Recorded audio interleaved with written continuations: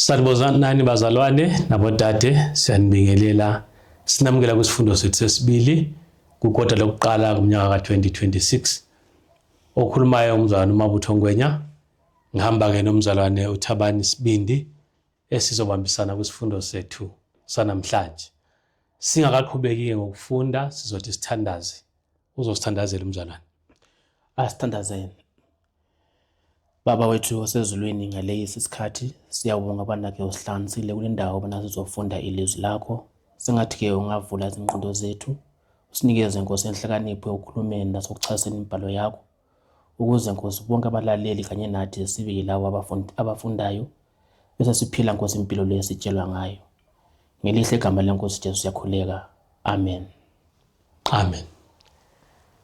Isifundo sethu sanamhlanje sithi sona isikhathi sokuphendula noma isikhathi sokubhekana nendlela umuntu aphile ngayo athole umvuzo wakhe.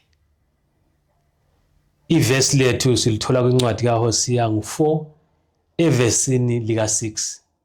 Lithi lona abantu bami bayabhubha ngokuswela ulwazi. Okusho ukuthi umuntu mayengenalo ulwazi zikhona izinqumo azithathayo ezingafanele.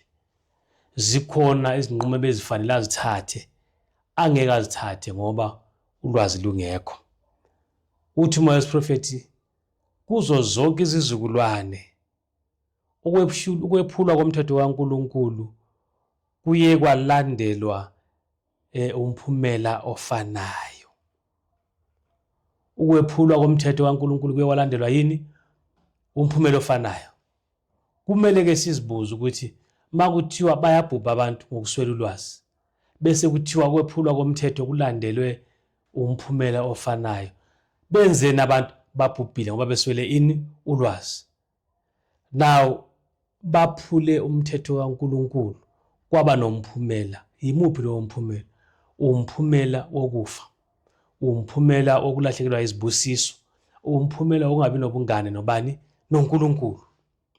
So isifundo sethu sibhekeke kuloko ukuthi njengoba kuthiwa isikhathi sokuphendula, isikhathi sokubhekana nendlela esikhethe ngayo, senza izinqumo ngayo uma sibhekane noNkulunkulu eletha umvuzo kithi njengabantu bakhe noma abantu abakhethe ukungamlaleli. Sazi ukuthi kunomphumela othile ozoba kithi uma sikhetha ukungalandeli bani? Ungalandeli uNkulunkulu. Sizongena ke kwisifundo sethu, singene kwingxenye yangesonto. Singakangeni lapho mzalwana, ngazi noma kukhona ofuna ukuphawula kwisingeniso sethu. Okunye ngingangisa ngakho emazwini wakhulumileyo.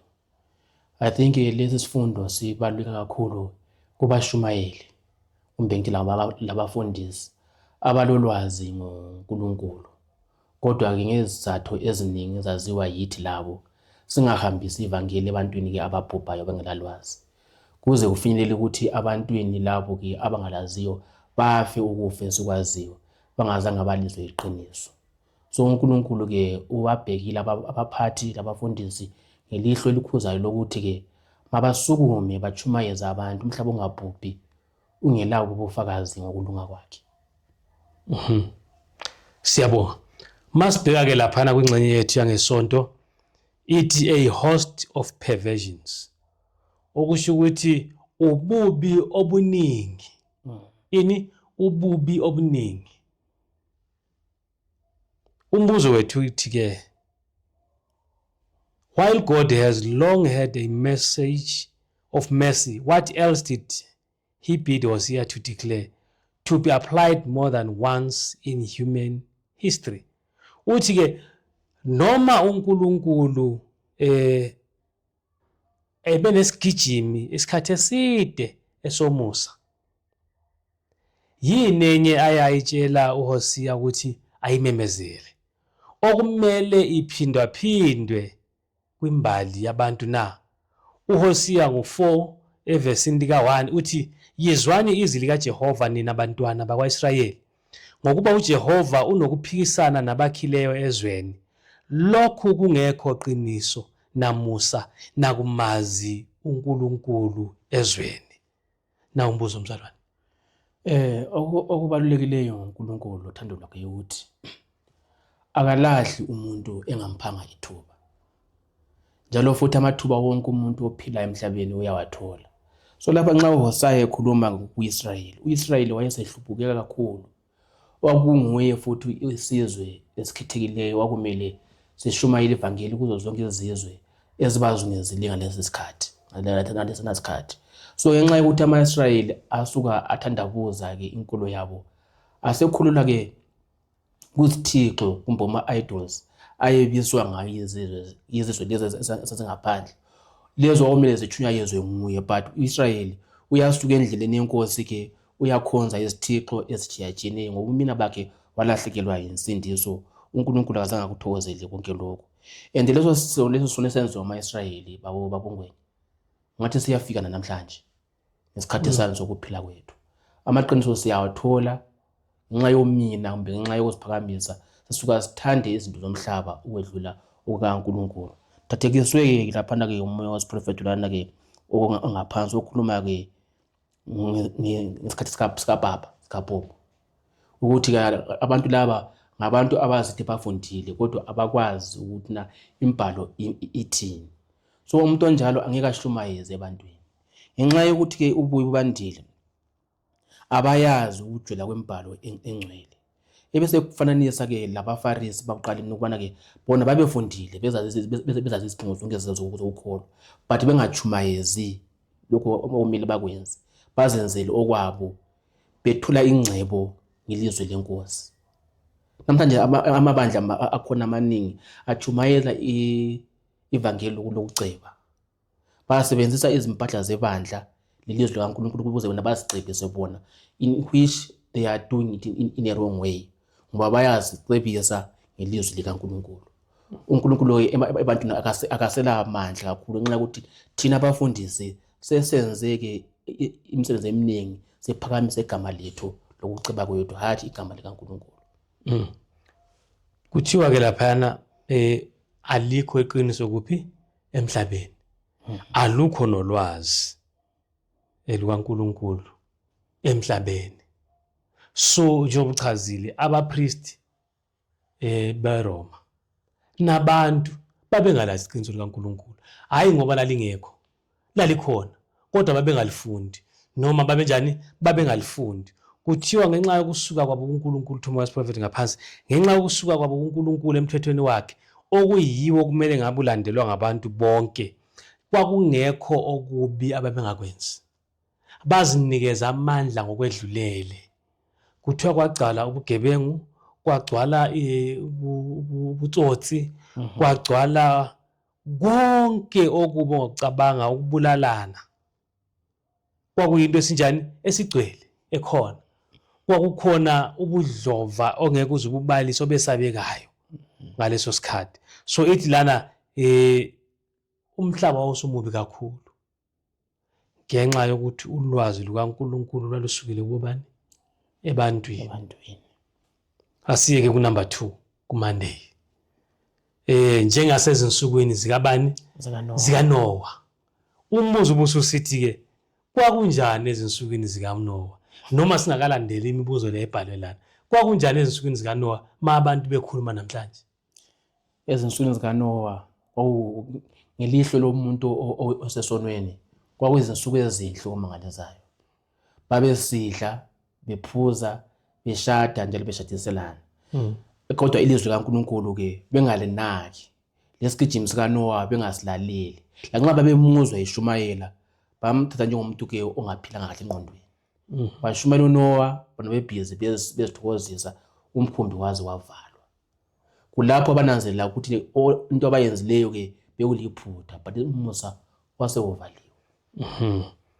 Now laphana masibheka uHosea ngo4 verse lika 2 uthi yena kukhona ukufunga nokuqamba amanga nokubulala nokweba nokuphinga, bayafohla izingazi zilandele ini izingazi. Now angazi ke lapha esizulwini ukuthi ichaze kahle yini, kodwa mawuye esingisini ithi swearing. By swearing and what? Lying. And lying. Now babefunga noma babethethisa, kodwa okukhona ukuthi izenzo zabo afunge umuntu ngento sengathi iqiniso kanti uqamba ini amanga uqamba amanga. Ithi babulale, batshontshe, baphinde benzeni bafebe. Ethi ke igazi lalilandela ini okusho ukuthi kwakusifa abantu ngapha nangapha ngenxa yobubi babunjani obabukhona. Isisigijimi lesi uNkulunkulu asinikeza ubani uHosiya. Masibheka ke namhlanje kunjani emhlabeni? Emhlabeni ngathi sesikhuphule kakhulu izinga lokuona ukwedlula esikhathini sikabani sikaNoah. Usiphinda into eyenzakalayo ngoNoah but namhlanje nasiyenza ngobuciko obukhulu. Kungaba lihlazo ukuthi into le esenziwa ngesikhathi kaNoah yenziwe lakithi abafundisi, yenziwe yithina abaphathi baleli evangeli kanye sesihlanganyela ebubini uNoah azibonayo senzakala ngesikhathi sakhe. Ithi lapha ke ku Manuscript Releases volume 7 page 56 uthi ke divorce after divorce. Namhlanje udivorce asonto ethuzayo. Umuntu ngingavona namhlanje sasevukile umngihlo ehlweni omkakho ngabe izindaba zalutho. Iyakhuluma ukuthi in daily papers kuyabika ukuthi nawo umkhaya onje wehlukene ezathi ezithile akusethuzi.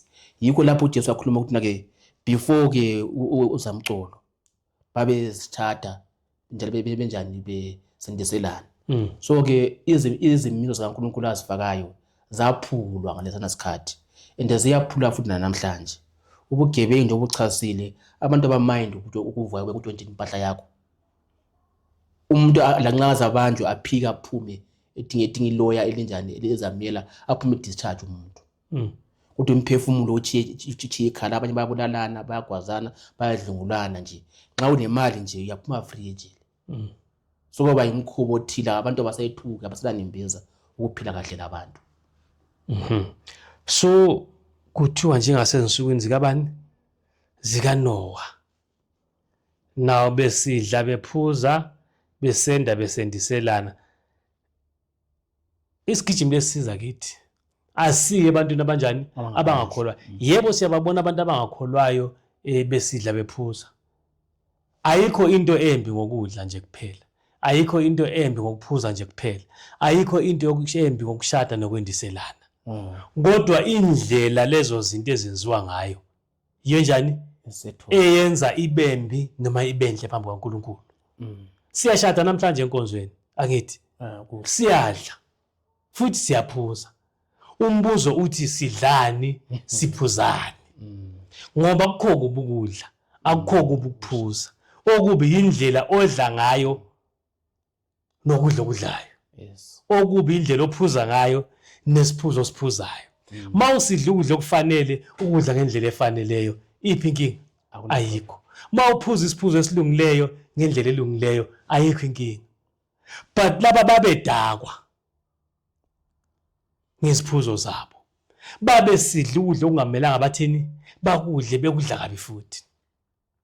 Mayisisize emshadweni ithi yikho ke ukushada lokhu uKristu ayekhuluma ngakho. Kuphi?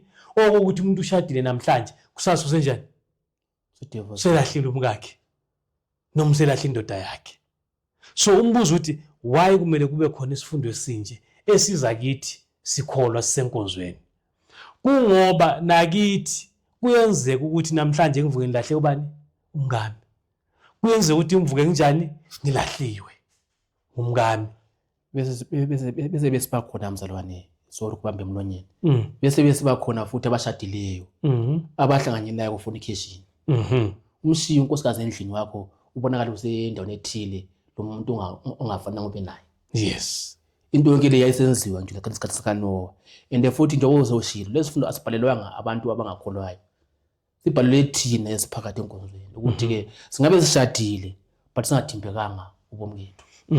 Njengoba siyayisisho uzomzala lethi hayi namhlanje ngihalela ijunk food.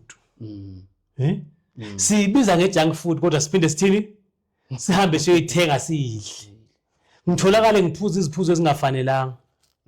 Uyabo kuzikhona ezinye izinto esizibona sengathi hayi zilungile, ngiziphuzele nje itiye lami elinobisi elinoshukela, bese kuthiwa lo wenza lokho uwedlula umuntu odakwayo, ngoba ibisi neshukela mase kuhlangene kwenzani, kuyabila esiswini somuntu kusidake. So ekugcineni umbuzo uthi sidla kanjani, siphuza kanjani, sishada kanjani? Ingabe lokho esikwenzayo kuyafana nokwezinsuku zikaNoah na kwakukubi, noma sikwenzele udumo lukaNkulunkulu? Asiye kunamba B. Ithi ke qamba eminye imiphumela emibi evela ngokuhlubuka, futhi nezibusiso eziningi kakhulu eziya kuthi zitholwe yilabo abalalela intando kaNkulunkulu.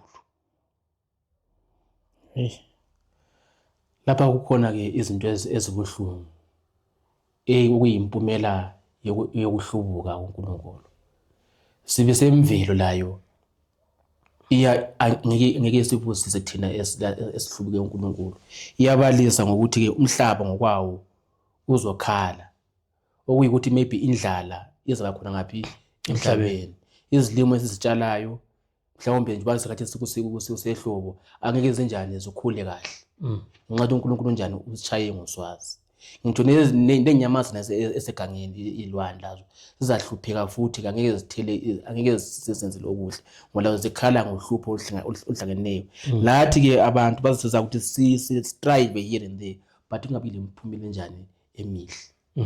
So yiyo ukuhlupheka okuzahlanganyela ebantwini ke abahlubukayo kumbe okuyimpumela yokuhlubuka kukaNkulunkulu. Masibheka la emhlabeni uyathola ukhozi lushaya inkukhu, ife luyezeni lwidle, ibhubesi ibamba impala idle. Konke lokhu kwaba ngenxa yani? Yesono. Izwe lonke liyakhala liyabubula, ziyagula izilwane, zingenye into kunzima. Kodwa ke noma kunjalo kuthiwa ke kunezibusiso ezingenakulinganiswa. Uthi ke lapha yana uJohane ngo-17 verse ka-3 naku kuphile kungunaphakade, ukuthi bakwazi wena njengoNkulunkulu yena yedwa noJesu Kristu omthumileyo. So asikho isibusiso esedlula ukuthola impilo engunaphakade. Amen. Ukuthola impilo engunaphakade kuyisibusiso ezidlula zonke ezinye ezifana nokuthola imali, ukuba nemizi, ukuba namabhizinesi, ukuba nabantwana, ukuba nabangane nezihlobo, ukuba nempilo, uphile emhlabeni ungaguli. Konke lokhu kwedlulwa ukuthola impilo enjani? Engapheliyo ekuJesu Kristu. Okusho ukuthi thina ke ukuze sibe nempilo engapheliyo kumele simazi uJesu Kristu, ngoba kuthiwa yikho ukuphila okunjani? Okungunaphakade. uNkulunkulu ke ithi lapha ngapha prophet, uNkulunkulu wanikeza abantu bakhe ini? Imithetho yakhe, ukuze mabeyilalela leyo mithetho bazigcine bona bephilile emzimbeni nasengqondweni nangokuziphatha kwabo.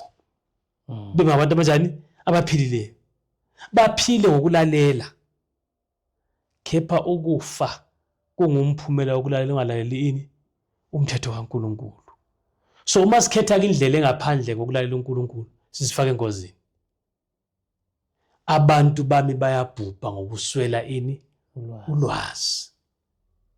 Ziningi indlela zokubonakala kokuswela ini? Ulwazi. Umuntu angathi ngiyazi kodwa mayengalulandeli lolu lwazi alwaziyo, angabe sazi mzalwane? Angeke sazi lutho.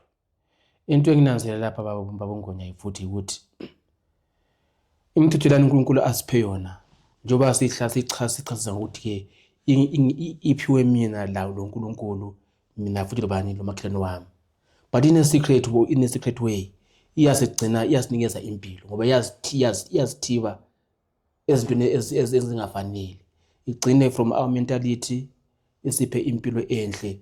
Ungathi ungaphila ngayo uyilalele uzaba khona ukuphila kahle emhlabeni ungakaphili ngaphi ezulwini. But ungaphila opposite uzahluphika emhlabeni nxa ucabanga nebuya yasithokozisa ngomzimba wakho, uzawulimaza uze ukuluphale lo mzimba ongamhlanga uye kufa uvele esonweni. Nxa uthi sebuya kwesibili futhi sokulandela ukufa okwesibili okunamandla. But nxa uhlupheke manje waphila impilo yobuKristu lemithetho lana izakondla uze ube lelungelo bana uyenjani lethola impilo unaphakade ekhala sezulwini. Amen. Siyabonga mzalwane. Singena ke kusifundo sethu sangolwesi 3 ethi yona cherishing God's spirit. Ukuthanda umoya kabani? kaNkulunkulu. Ukuthanda umoya kaNkulunkulu. Uthi umbuzo kungani kubaleka kangaka kumuntu munye ngamunye kithi ukuthi siqaphele kakhulu yonke imisebe yokukhanya esithe sayinikezwa ngomusa na? Kungani kubalekile? Uhosiya ngo4 evesini lika 6 ufundeka kanje.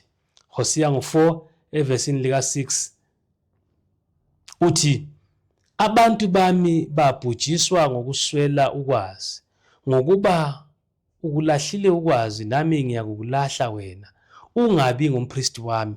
Lokhu ukhohliwe umthetho kaNkulunkulu wakho, nami ngiyakukhohlwa abantwana bakho. Akulanto ebuhlungu ukuthi ukhohlwe nguNkulunkulu. uNkulunkulu nje la nxa uhamba daily usiyele nale engakunazi ukhohliwe ngenxa yokuthi awuphilanga kumbe angiphilanga ngani ngezimiso zaka angiphezulu. So uqala ukuthi ngamukele imlayo yakhe, ngiyiphile, ngiyamukele uKristu njengomsindisi wethu, and then uza kuba nami. But uma ngiphila opposite uzakhohlwa mina, azakhohlwe lengane zami. So nxa ngila uNkulunkulu awuphephanga. Ungajabula nje kwesikhashana, but ke the day of ilanga lokuthi uhlupheke for your sins luzabuya. Tathekiswa ngamazwi amanangonya akhuluma ukuthi ke amazwi kaNkulunkulu ke abuya kuIsrayeli ke kuyisixwayiso esikhulu esibalulekileyo kubo. Esihambelana lesixwayiso esibuya namhlanje kubaphathi bebandla namhlanje. So okuyikuthi ke mningi imisebenzi uNkulunkulu athi siyenze, but ngenxa yepride mhlawumbe esinayo la ngomini esinawo, asicabangi ukuthi uNkulunkulu ke lezo zixwayiso la nxa eziphethina uphila laleyo mphefumulo enjani esizungezileyo ukuthi labo babe lesabelo sokuthi bathole ukuphila. So uma singasange senze umsebenzi uNkulunkulu ahleli ubona sithumela ivangeli emphefumulweni esihlala nayo, igazi labo lizabizwa phezu kwethu ngingabafundisa. Yebo yena baza kufa ngezono zabazenzileyo, but umthwalo omkhulu wezono zabo uzabekwa kithi ngoba ibandla azange lisebenze, azange lilimukise. uNkulunkulu uyapha amathuba okwana ke siphenduke abe sesixwayisa, abe sina bhekani phambili, ngibekile ukuphila lani lokufa phambili. Ngethani ukuphila linjani? Liphile. So lesi sixwayiso la nxa nginesamukelile awumelanga ngibe selfish ngizigcinele mina ngiyedwa. Kumele ngitshele labafowethu abangaka attend inkonzo yethu, labo khona abazungezileyo ukuze leso siposiso sehlele bona kanye lathi labantwana bethu. Now umbuzo lana ongethusayo kuthiwa imbali kaIsrayeli nabaholi bakhe iphambi kwethu. Konke abakwenza kubhekile ukuthi siza kwenza na noma ngeke sikwenze. Kuthi ibandla namhlanje lingabe lizothini? Lizoqaphela na lenze umsebenzi ofanele wenze. Bese umbuzo uthi mina ngenzani? Wena wenzani? Umbuzo uthi kaBhi, chaza ingozi yokwenqaba umoya oyingcwele. Mateyu 12 verse lika bani? Lika 31 lika 32. Ngozi bani esibhekene nayo masinqaba umoya oyingcwele? uJesu okhuluma ukuthi nake lo ke nxa ubale iveseni kuMateyu 12 verse 31. Uthi lo okhuluma kabi ngentondana yomuntu, isono kanjani singaxolelwa. But lo onjani othuka amandla kamoya oyingcwele, it's grieving the Holy Spirit, ukuthi uthelisa umoya oyingcwele, leso sinthuna asinakuxolelwa. So ke during my childhood azi ukuthi umoya oyingcwele ngawuthuka kanjani ngawuzwisisi. Angithi ke umoya oyingcwele wakithi through unembeza wethu. So okuyikuthi nxa singulesonweni ngilizwe nje ilizwe elincane sithi hayi thabani into enjalo ungayenzi. But ngiqhubeke njani ngiyenza la nxa sengikhuzile, nxa umoya usofitha khona kuyana ke ukuthuka umoya oyingcwele. awulalelanga ke isixwayiso kumbe iziboniso umoya ongcwele awuphakamisa. So ngokuphila usona ngaleyo ndlela uthuthelisa umoya ongcwele. So nxa singenanembezo eqondileyo zihlobo zenkosi kuzaba nzima ubona siwumamela umoya ongcwele. Ngenxa singawamelanga singabantu abalecala elikhulu phambi kukaJehova. Yes. So kubalekile ukuthi umoya ongcwele siwenzeni siwulala. Kodwa ithi lana ukukhipha izwana nje lokuthandabuza kuyingozi. Kuyingozi futhi ukuthi umuntu aqale abuze imibuzo engafanele ngokukhanya okuyingcwele. Akulona icala ukubuza izinto eziphathelene nokukholwa ngoba ufuna ukukholwa. But lana ithi to question. Questioning ngale ndlela okukhulunywa ngayo lapha ukubuza umbuzo owenza noma othi lento ekhulunywayo ayifanele. Lento esiyikholwa injani ayifanelanga. Yiyo i-questioning ebuye kufakwe la. Ukuletha ukungabaza nokuthandabuza ngezwi likabani likaNkulunkulu. Ukuthi siqale sisole ngokunganaki. Kuthiwa lokho kungena kuphi? Ezimilweni zethu. Kuze kufinyelele ekugcineni lapho esizothini singawamukeli umoya ongcwele kanye nokusebenza kwawo. Uthi noma usebenza umoya ongcwele bonke la ayikho enye indlela la isandla sikaNkulunkulu lesi ngiphike ngithi cha akuyena uNkulunkulu lo. Kuqale ukuthandabuzeni okunjani okuncane kukhule size simphike nje umoya ongcwele sithi akekho nokuba khona. So kubalekile ukuthi siziqaphele izinto esizikhulumayo. Siqaphele izinto esizicabangayo. Siqaphele umfutho esiwufaka kwabanye abantu. Ngoba umoya ongcwele yiwo uNkulunkulu akhuluma ngawo kithi. Uma ngabe singawukholwa umoya ongcwele, uma ngabe singawulaleli, akakwazi uNkulunkulu ukuthi akhulume nathi. So umoya ongcwele kuthiwa yiwo osimemayo. Ususondeza kubani? uKristu. Kumele sisondeleke kuJesu Kristu ngenhliziyo yethu yonke. Siguquke ezonweni zethu. Sivume izono zethu. Siyeke ini ube bonke. Silandele uNkulunkulu. So ukuthuka umoya ongcwele kungukuthi njalo nje mangithola iqiniso likaNkulunkulu ngingalamukeli, ngikhethe ukwenza okuhlukile kunalokho. Ngikhethe ukungalaleli. Kuthiwa siyawuthuka umoya ongcwele ngoba yiwo sincengelayo. Uzosincengela kanjani thina singawulaleli? So ingabe wena mzalwane umoya ongcwele uphatha kahle? Ingabe mina ngiwuphatha kahle? Nabazalwane bethu esifunda nabo isifundo manje besibukele bayawulalela nawo umoya ongcwele. Siwuphetha ngendlela ngoba kuthiwe singamthuka noKristu.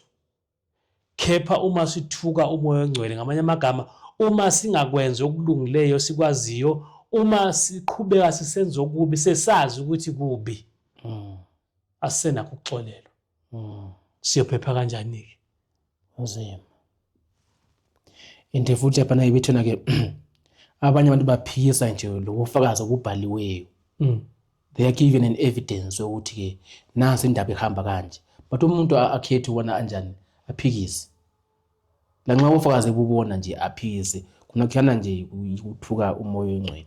Ibithi for a time person who have committed the sins may appear to be children of God, but when circumstances arise to develop character and show that what manner or spirit they are of, it will be found that they are on the enemy's ground, standing under his black banner. So ingachumayela namhlanje mina enkonzweni apha. Chumayela abantu nize ngikhalele nenyembezi. Ngibonakala njengomuntu onjani olungileyo. But ngale private in my private life ngiphile impilo engikunjani ube yazi. Ngaphansi ke ngumuntu ke ophamisa ibhakane likaSathane ngoba angiphili impilo lenenjani engishumayelileyo ngalesi nasikhathi. Siya ku number 4. Ithi ke ubizo kwabahlehlela kuphi? Emuva. Ubizo kwabahlehlela emuva. Kuhosiya ngo4 verse lika 7 kusiya ku 11 no siya 4 verse lika bani lika 16. Uthi umbuzo, uNkulunkulu ezikhathini eziningi uchaza kanjani isimo sabaningi abazibiza ngokuthi bangabalandeli bakhe namhlanje. Ubachaza ukuthi banjani labo bantu uma sibheka ini lamavesi esiwaphiwayo lapha ya. Abantu uNkulunkulu akathandi ukubona abantu bakhe behlubuka elizweni lakhe. Ubafisa ukuthi bahlale ndawonye bamdumise babonge uthando lwakhe. Kodwa nxa behlubukayo uJesu Kristu kithi ngene uzobaguqula ke uzotshintsha inkazimulo yakhe le kade baphe yona abachibe sehlazweni elimangalisayo. Kuba buhlungu ukuthi nxa sokwana ubaphuza emthonjeni kaKristu wayebona inkazimulo kaKristu wakhitha ubunyama sewushiwa nje ebunyameni suphila ngempilo elihlazo. And futhi nxa unjalo ke ziningi iziqalekiso uHosea azibalisayo ukuthi nawe uzabhekana labantu ke uzajezwa uNkulunkulu ngezindlela ezitshiyatshiyeneyo. Ithi for they shall eat and not have enough. Bazakudla kodwa banganjani? Bangasuthi. Banganeliseki. Bayazama ukuphande laphana ungaphandeki. Uyazama ukuthi nxa imali uyitholile iphephuka ihambe yonke nje yewezinye izindawo ungacabanga ziyakuzo because uNkulunkulu njani akafaka ngasibusiso enzuzweni yakho. Kuthiwa laphana mabekhula bayona kubani kuNkulunkulu. Abesithi uNkulunkulu kanjalo ke nami ngiyakushintsha ini inkazimulo yabo ibe yihlazo. Athi abantu bayakufana nabapriest bonke akukho okuhle abakwenzayo. uNkulunkulu uthembisa isiqalekiso kubani kubo labo bantu. Uthi uIsrayeli uhlehlele emuva njengani njengejongozo. uNkulunkulu ke uyakuthi abondle njengamawundlu endaweni enkulu. Now abantu bakaNkulunkulu kuthiwa abakalungeli lelo langa lolo suku olunzima olukhulu oluzayo phambi kwethu. Zikhona izinto ezimbi ezisazokwenzeka ngokugcwaliseka kwani kwesiprofeti. Siyeza isikhathi esinzima esoPawulo esilo. Siyezwa isikhathi sezishayo. Siyezwa isikhathi kuzokwenzeka izinto ezimbi kakhulu. Ithi iBhayibheli ngokwanda kobubi kuyakuphola ini uthando lwabaningi. Kuyakuba khona ukubulalana, kube khona zonke izinto ezimbi. Ibisithi lana asikulungelanga konke lokho. Ngendlela esiphila ngayo kuthiwa asinaso isivikelo sani sokulunga. Futhi asilungelanga ukuthi silwe siphinde sinqobe ububi. Abaningi ke abawulandeli umthetho kaNkulunkulu. Kusho umoya wesiprofeti. Ithi khepha labo bantu bazithi bayawulandela. Kuyingozi enkulu ukuthi sithi siyawulandela umthetho kaNkulunkulu sibe sinjani? Sibe singawulandeli. Ithi lapha uma kungenzeka siwulandele umthetho loyo kaNkulunkulu singaba namandla. Lawo mandla ezosenza ukuthi izinhliziyo zethu zithini? Ziguquke. So uNkulunkulu siphila ilizwi elaneleyo lokusondeza kuye. Angeke sisiguquke ngaphandle kokuthi silandele uNkulunkulu. Ngaphandle kokuthi ulwazi esiliphiweyo silisebenzise. Ithi ngokuqhubeka endleleni yesono sibulala onembeza bethu. Siqinisa izinhliziyo zethu nezintamo zethu. Singontamo azipheqeki. Ithi kufana nokuthi ke kuze ini ubufakazi kithi sabuphika. Sisengozini ke enkulu kakhulu phambi kwaNkulunkulu. Asiye kunamba B. Ithi chaza ke ukufisa kwenhliziyo kaNkulunkulu ngalesi simo. uNkulunkulu yini into ayifisayo? Mayebheke ukona kwethu, ebheke ukungalaleli kwethu, ebheke ukuthi sizenzele okwethu siyamphika. Sini isifiso sakhe? uNkulunkulu lesifiso esihle ngathi esihlubukileyo ukuthi la nxa sihlubuke sahambe bangelide ezonweni uyakhala ukuthi ke wozani ekhaya. 10 backsliding children. Uyasinxusa sibuye bese sikhumbule lapho ke asebenzele khona. Aze athina ushadile thina. You know, he is married to us. Uyafisa unasivuselele ini umshado esinawo ngokukhuluma kwaJeremiah. Uzasinikeza futhi lezibusiso ke sibe umndeni obusekileyo kanye naye. So ke uNkulunkulu akathandi ukubona ke abantu bakhe behambe esonweni. Uyasibiza ukuthi ke silahle ke ukungakhula kwethu, sikholele kuye embhalweni yakhe. Lanxa sisadlule kunzimeni obukhulu kuma-trials, sibe ngabantu abangena ngasilo mqondo wanazanye sanqoba. Lanxa enjalo futhi akasishise sodwa, uzasibamba sakhe sadle sinamandla asithungamele size siyenjani siyefika ke ekhaya lasezulwini. So kungumusa omkhulu engeke siwulinganise ukuthi lanxa sonke phambi kaNkulunkulu, uNkulunkulu still usasincenga ukubona senjani sibuye ekhaya siyovuselela umshado esawenzayo kanye naye. Siyake kwingxenye yethu yokugcina. Okubaluleke kakhulu kuthiwa lokhu kuhamba phambili. Uthi umbuzo, umuntu ke angavika kanjani isinqumo esiza emntwini ohlehlele emuva na? Sithini leso sinqumo? Uthi uNkulunkulu wasiya ngo4 verse 17 uEfrayim wenzeni? Uzihlanganise nani? Nezithixo. Abese sithini? Bethi malona. Miyeke. Wayazi mase kuthiwa Ephraim is joined to the idols, let him alone.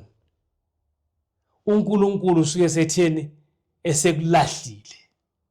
Kungasekho into engenziwa ngami mase kuthiwa angiyekwe nginjani ngedwa.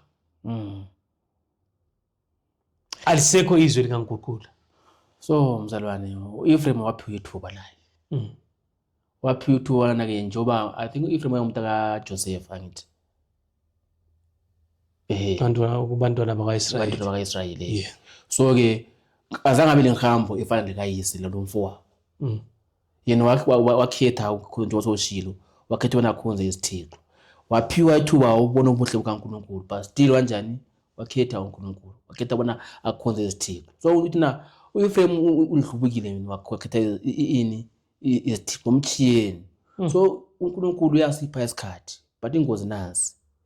Isikhathi mase siphatha kabuhlungu leso uNkulunkulu asipesona siyavalwa. So nxa umuntu ekhona phakathi kwethu layo lengihambo nya Ephraim, siyaxoxa bona simchiyele lo muntu. Ngoba uthi ababili bangihamba njani banjani bangazwani. So nxa umuntu ekephezista esonweni engazi impawu zokuphenduka, uze lami ngicina umphefumulo oluhlambule phambi kaNkulunkulu. Hayi ngomusa la ngomoya wenkonzo. Ngiyamchiya lo muntu. Kunzima ke ukushiywa uNkulunkulu. Kungcono ukushiywa ngabantu. Kungcono ukushiywa izihlobo. Kungcono ukushiywa ngabazalwane. Kunokuthi sishiywe ngubani? uNkulunkulu ethi miyeke noEfrayim. Uzihlanganise nani? Nezithixo. Kuthiwa zonke izimpawu ezimbi ezibonakala kuphi? Ezimilweni zethu. Nazo zonke izifiso ezimbi esizithandayo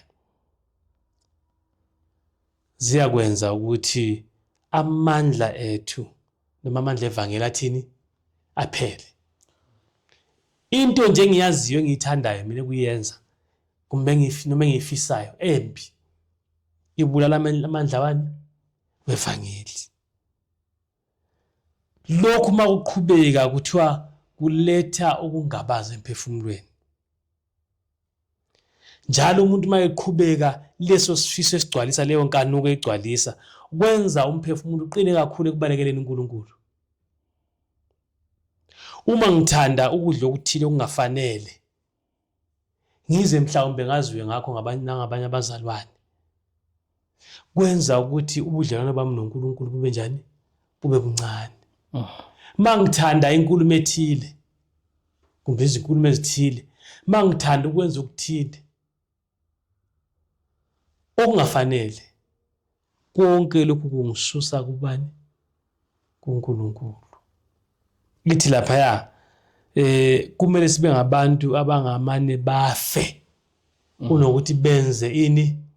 Ububi. Ukuthi hayi ngamane ngithini? Hayi ngamane ngife. Sifana noJoseph owathi hayi asoze ngikwenze lokho phambi kukaNkulunkulu naphambi kwabantu. Sifane nabafundi abathi kungcono ukulalela abanye uNkulunkulu kunokulalela abantu. Bathi babungwenya khona kunzima ukuthatha le decision ngamandla oluntu.